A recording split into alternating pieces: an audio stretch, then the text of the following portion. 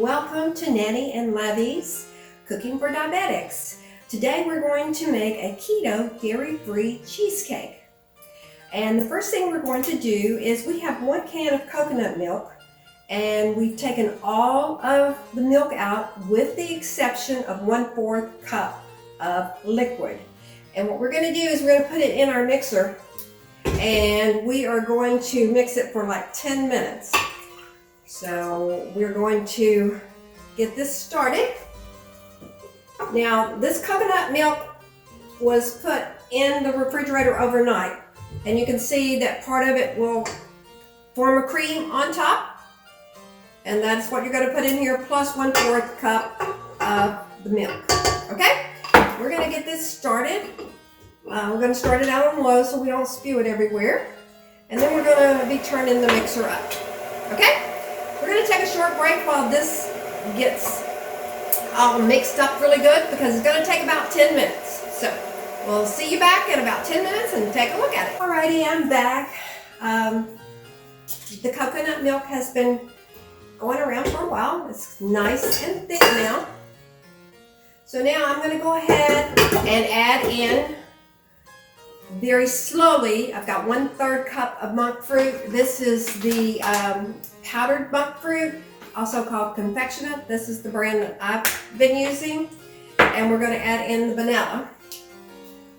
About a teaspoon will do, or a little more if you like. We put just a little tad more. Okay. Alrighty. And we're going to slowly add in the monk fruit. Okay, we're going to do it very slowly so it doesn't go everywhere. Speed it up a little.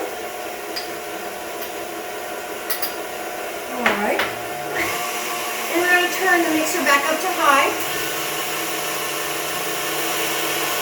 And let this get really creamed.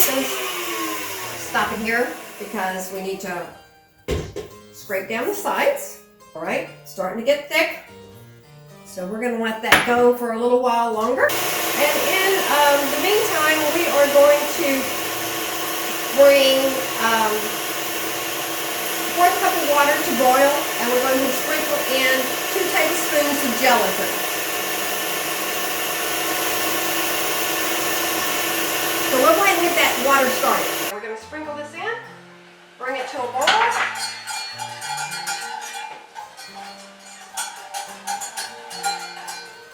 Alright, so everything gets dissolved. So we're just going to whisk it all together. Okay, we're going to let that cool a little bit.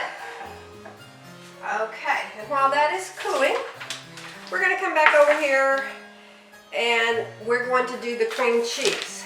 So we're going to let this first bowl sit for now. You can see this is pretty creamy. We're going to keep our bowl.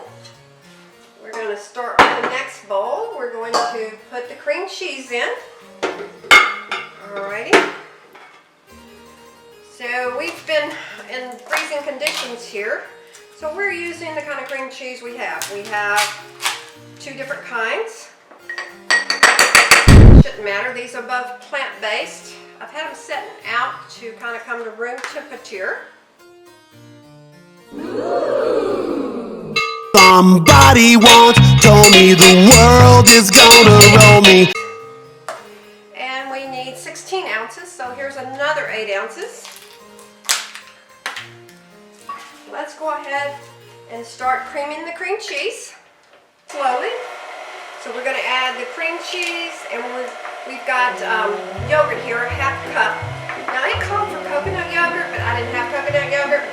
So I'm just going to add just like a little bitty smidgen of coconut flavoring. So that's what we're using today. Alright, so we got that mixing together. And then we're going to put in another 1/3 cup of monk fruit. Here we go.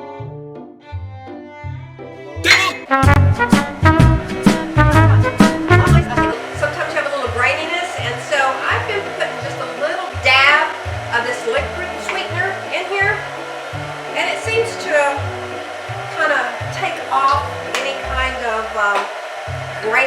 that you might have with the Mon Fruit.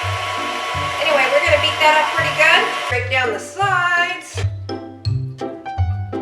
Mix it up a little bit more.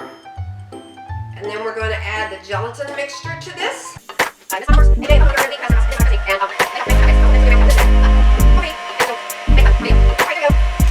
Pretty good. Check it out. It's looking good. Alright, now we're going to add the gelatin to this. Now the gelatin may still be a little hot, so what we're going to do to make sure that it comes out smooth is we are going to take a little bit of our mixture here and add the gelatin mixture just a little at a time, okay? Because we don't want to get a bunch of lumps, okay? So I found out when I was making another cheesecake, a blueberry cheesecake, when I added it directly to the mix, I ended up with lumps. And so we're just going to add it to a little bit of the cream cheese and yogurt mixture very, very slowly so that we don't have lumps. So you just drizzle it in. Okay, so now I think we can add this to here. There we go. We're still going to start pretty slow and get it all formed in.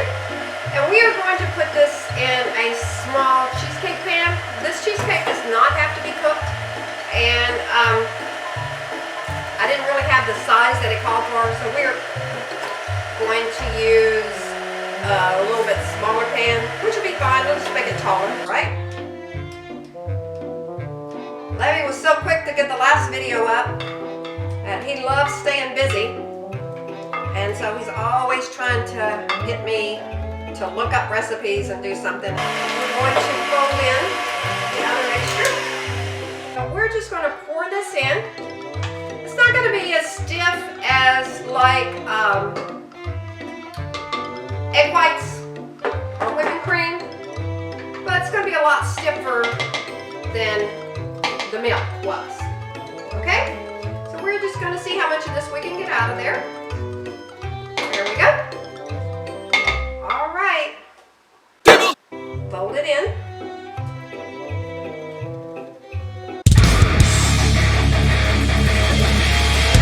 Now, I put this in a springform pan. Didn't say, but I'm going to go ahead and spray it just a little bit with some spray. Just to, woo, it's going to be full.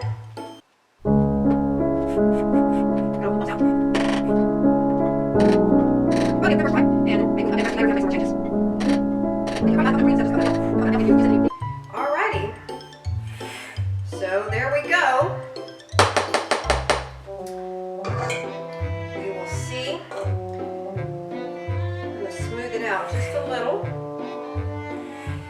Alright, so there we go. We will see how we turn out, and we will check it out tomorrow when we put the fruit on it. Have a good evening. Thanks for watching.